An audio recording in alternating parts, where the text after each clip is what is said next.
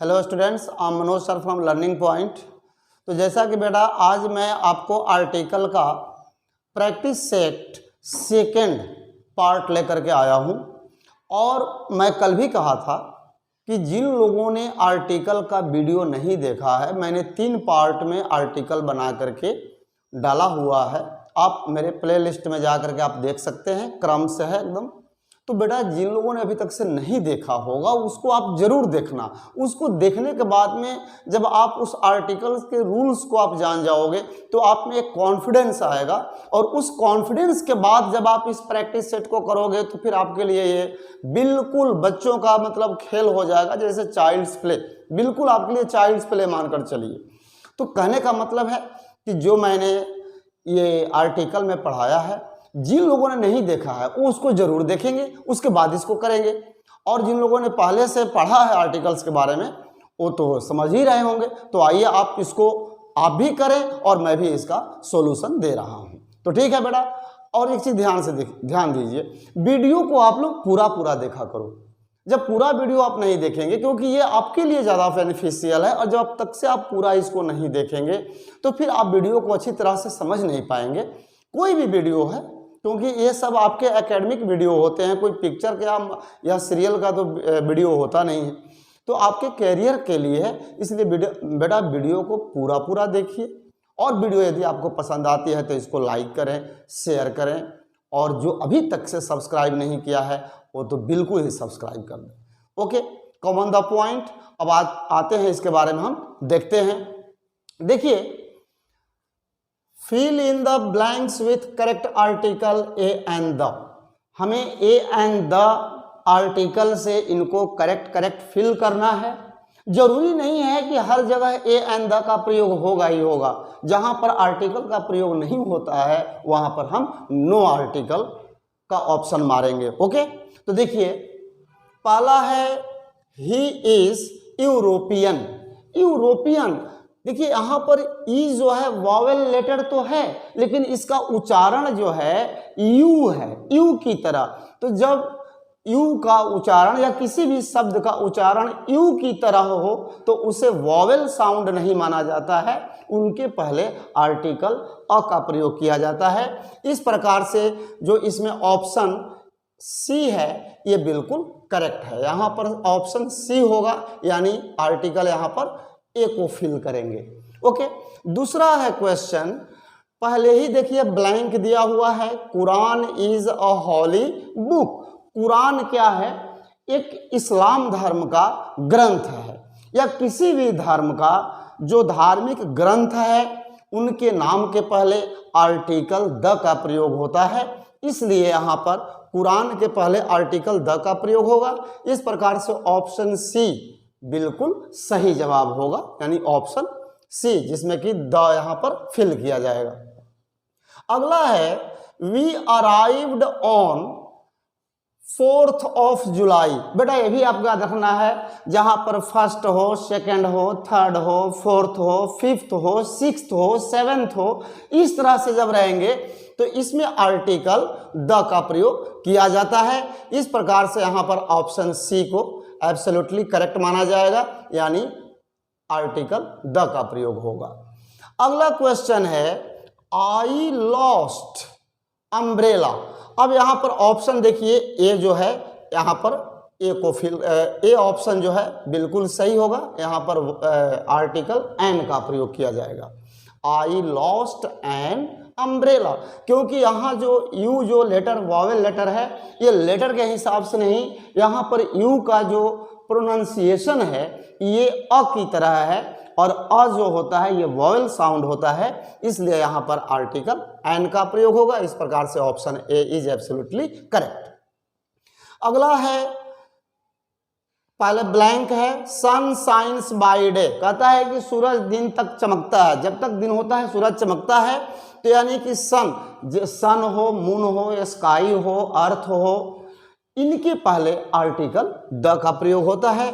इस प्रकार से ऑप्शन ए सही होगा। अगला क्वेश्चन है how fine player he is. बेटा एक्सक्लामेटरी सेंटेंस में जब उसके जस्ट बाद एक्सक्लामेटरी सेंटेंस में कोई भी काउंटेबल नाउन रहे तो उसके पहले आर्टिकल ए अथवा एन का प्रयोग होता है। अब सवाल है कि यदि कॉन्सोनेंट साउंड है तो ए का प्रयोग करेंगे, वॉवेल साउंड है तो एन का प्रयोग करेंगे। लेकिन फिलहाल इस क्वेश्चन में हाउ फाइन प्लेयर, यहाँ पर देखिए प्लेयर जो है ये कॉन्सोनेंट साउंड है, इसलिए ऑप्शन ए यहाँ पर भरा जाएगा। इस प्रकार से आर्टिकल ए भरा जाएगा। इस प्रकार से ऑप्शन बी बिल्कुल सही जवाब है। Eggs are sold by dozen. अब देखिए जहां पर दर्जन का हिसाब हो, लीटर का हिसाब हो, मीटर का हिसाब हो, जैसे डजन है, लीटर है, मीटर है, तो इनके पहले आर्टिकल द का प्रयोग किया जाता है। कहता है ना कि eggs are sold by the dozen, यानी कि इसमें आर्टिकल द का प्रयोग होगा और ऑप्शन ए बिल्कुल सही है। जैसे अब यहाँ पर आएगा कि petrol is sold by the litre, वहाँ लीटर का प्रयोग होगा। तो यही चीज है, आपको ध्यान रखना है कि डजन, लीटर, मीटर, किलो, ये सब के पहले आर्टिकल द का प्रयोग होता है। अगला क्वेश्चन है वी ईट राइस। राइस क्या है? मटेरियल नाउन है, अनकाउंटेबल भी है और इनके पहले आर्टिकल का प्रयोग नहीं होता है, इसलिए यहाँ पर ऑप्शन ए बिल्कुल सही होगा, यहाँ पर नो आर्टिकल होगा। अगला है ही डाइड विदाउट ईयर। अब जो ईयर यहाँ पर है तो एच जो ये एच से लेटर से लिखा गया है, लेकिन एच जो है यहाँ पर क्या है? ये साइलेंट है, यानी यहाँ पर ईयर उच्चारण हो रहा है, यानी वॉवेल साउंड है, इसलिए आर्टिकल एन का प्रयोग होगा। इस प्रकार से ऑप्शन बी जो है बिल्कुल सही जवाब है, एन होगा। अगला क्वेश्चन है ही इज एमपी। एम तो है कॉन्सोनेंट लेटर, लेकिन एम को जब आप लिखोगे या बोलोगे हिंदी में तो पहले आएगा ए, उसके बाद आता है म, यानी एम, म से पहले ए आपके माउथ से साउंड आता है, यानी कि ए जो है वॉवेल साउंड है, इसलिए एमपी के पहले आर्टिकल एन होगा। इस प्रकार से option B is absolutely correct, an का प्रयोग होगा। अब अगला देखिए नेक्स्ट क्वेश्चन है 11th question, the poor boy is orphan. तो अब यहाँ ऑर्फन यानी कि जो अ आ रहा है, यहाँ पर ये वॉवेल साउंड आ रहा है, इसलिए आर्टिकल एन होगा और ऑप्शन सी बिल्कुल सही जवाब होगा। अगला नेक्स्ट क्वेश्चन है we went to theatre yesterday. बेटा आपको ये भी ध्यान रखना होगा, थिएटर हो, मूवी हो, सिनेमा हो, इन सब के पहले आर्टिकल द का प्रयोग किया जाता है। तो यहाँ पर आर्टिकल द को फिल करेंगे, यानी option C is absolutely correct. अगला क्वेश्चन है my brother is SDO। S है कॉन्सोनेंट लेटर, लेकिन जब इसको हम बोलते हैं या हिंदी में जब आप लिखोगे तो स से पहले ए आएगा, एस, ए के बाद स आ रहा है, यानी ए जो है यहाँ वॉवेल साउंड है, इसलिए SDO के पहले आर्टिकल एन का प्रयोग होगा और ऑप्शन ए बिल्कुल सही जवाब है। अगला एग्जाम्पल है do not make a noise. Noise के पहले यहाँ पर आर्टिकल ए का प्रयोग होगा, इसलिए ऑप्शन बी बिल्कुल सही होगा।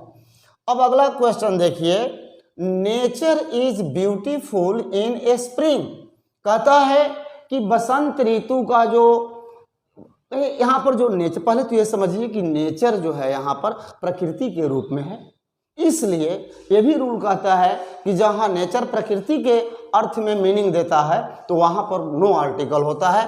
यहाँ पर नेचर के पहले कोई आर्टिकल नहीं होगा, इसलिए ऑप्शन जो बी है ये बिल्कुल सही है।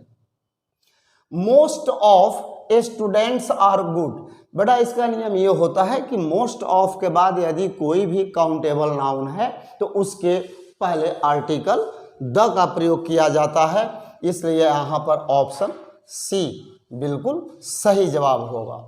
अगला है where is pen, I bought. देखिए आमतौर पर पेन के पहले आर्टिकल अ का प्रयोग किया जाता है, लेकिन इस क्वेश्चन के आधार पर आपको चलना होगा।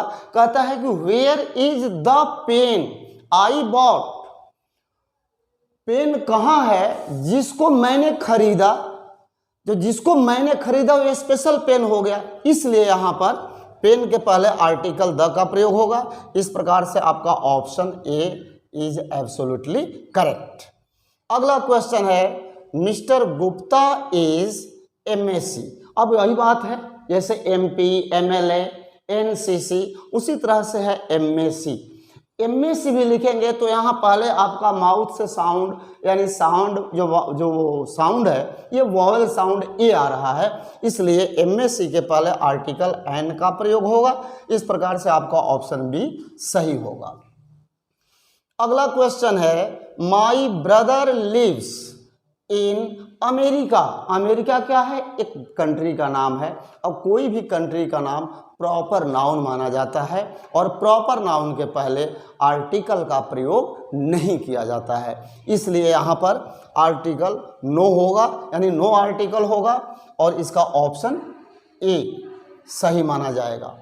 अगला क्वेश्चन है पहले ब्लैंक देखिए है, mount Everest is the highest peak in the world. कहता है कि माउंट एवरेस्ट संसार में सबसे ऊंची चोटी है।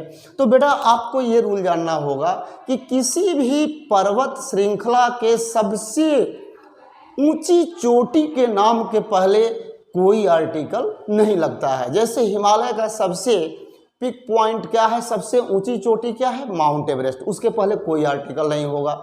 जैसे मान लीजिए माउंट आबू है अरावली पर्वत का, तो इसके भी जो पिक पॉइंट है माउंट आबू भी अपने पर्वत श्रृंखला का सबसे ऊंची चोटी है, इसलिए वहाँ भी आर्टिकल का प्रयोग नहीं किया जाएगा। तो यहाँ पर देखिए mount Everest is the highest peak point in the world है, तो माउंट एवरेस्ट के पहले कोई आर्टिकल यानी नो आर्टिकल होगा। इस प्रकार से ऑप्शन बी जो है बिल्कुल सही जवाब है। बेटा एक लास्ट क्वेश्चन है, हु इन्वेंटेड रेडियो। पहले तो आप इस रूल को जान लीजिए, जितने भी दुनिया में इन्वेंट किए गए हैं, जितने भी वस्तुओं का इन्वेंट किया गया है, आविष्कार किया गया है, उनके पहले आर्टिकल द का प्रयोग होता है। इस प्रकार से रेडियो के पहले आर्टिकल द का प्रयोग होगा, और option A is absolutely correct. Option A में आर्टिकल द दिया गया है, और यहाँ पर आपको द करेक्ट माना जाएगा। तो इस तरह से बेटा आपको प्रैक्टिस सेट का बात तब आती है जब आप इसके रूल को पढ़े होते हैं, जाने होते हैं। मैं बोला ना कि मैंने आर्टिकल को मात्र 3 पार्ट में बनाया है। एक पार्ट है यूज ऑफ ए एन, एक पार्ट है यूज ऑफ द, और तीसरा पार्ट है यूज ऑफ नो आर्टिकल। मतलब एक पार्ट में मैंने बताया है कि ए एन का प्रयोग कहाँ कहाँ किया जाता है, दूसरे पार्ट में बताया गया है कि द का प्रयोग कहाँ कहाँ किया जाता है, और तीसरे पार्ट में बताया गया है कि कहीं ऐसा कौन सा जगह होता है जहाँ बिल्कुल आर्टिकल का प्रयोग नहीं किया जाता है। जैसा कि आपने देखा कई जगह मैंने कहा कि नो आर्टिकल, तो ये मैं तब बताया क्योंकि मैं उसे पढ़ा हूँ। आप भी बेटा पहले आप वीडियो को पढ़िए आर्टिकल को, उसके बाद प्रैक्टिस करिए। मैं अभी बहुत सारे प्रैक्टिस कराऊंगा कि आपका कोई भी एग्जामिनेशन में इंग्लिश साइड से तो प्रॉब्लम मैं नहीं आने दूंगा, ये मेरा वादा है। तो चलिए बेटा इसी शुभकामना के साथ वीडियो को आप लोग शुरू से अंत तक देखना, जो अभी और इसको आप पसंद आता है तो लाइक करना, शेयर करना, और फिर से मैं कह रहा हूँ कि जो अभी तक से सब्सक्राइब नहीं किए हैं वो सब्सक्राइब जरूर कर देंगे। ओके, तो चलिए इसी शुभकामना के साथ हम फिर अगले वीडियो में मिलते हैं। तब तक जय हिंद।